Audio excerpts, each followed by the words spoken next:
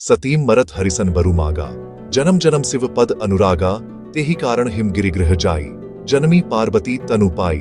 3 जब ते उमा सैल गृह जाई, सकल सिद्धि संपत्ति तह छाई, जह तह मुनिन्ह स्वाश्रम कीन है, उचित बास हिम भूधर दीन है। 4 बालकांड दोहा 64 चौपाई 3 और 4। अर्थात सती ने मरते समय भगवान हरि से यह वर मांगा कि मेरा जन्म जन्म में शिवजी के चरणों में अनुराग रहे। इसी कारण उन्होंने हिमाचल के घर जाकर पार्वती के शरीर से जन्म लिया। जब से उमा जी हिमाचल के घर जन्मी, तब से वहां सारी सिद्धियां और संपत्तियां छा गईं।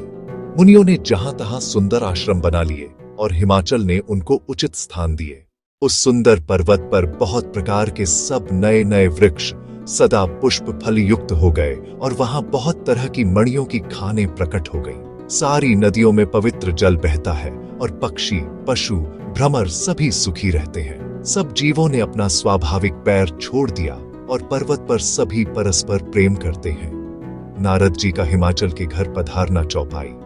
सोह सैल गिरिजा गृह आए, जिमि जनु राम भगति के पाए, नित्य नूतन मंगल गृह तासु, ब्रह्मादिक गावहीं जसु जासु।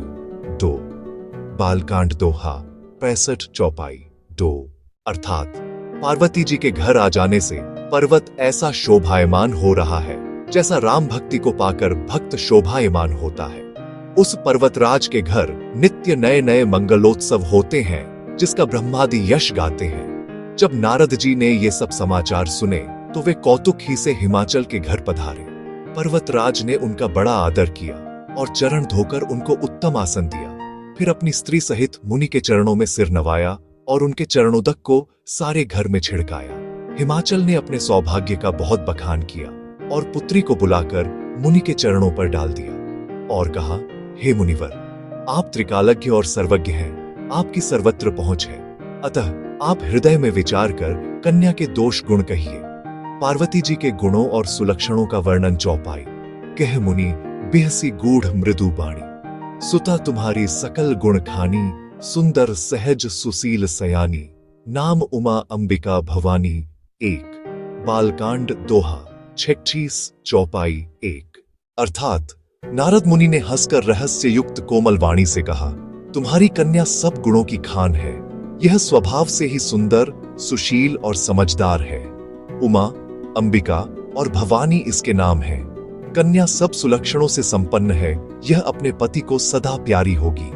इसका सुहाग सदा अचल रहेगा और इससे इसके माता पिता यश पावेंगे। चौपाई। होई ही पूज्य सकल जग माही, एही सेवत कछु दुर्लभ नाही। Narrator VO. एही कर नामो सुमिरे संसारा, त्रिय चढ़ियहि पतिव्रत असिद्धारा। 3 बालकांड दोहा 66 चौपाई 3। अर्थात यह सारे जगत में पूज्य होगी और इसकी सेवा करने से कुछ भी दुर्लभ न होगा।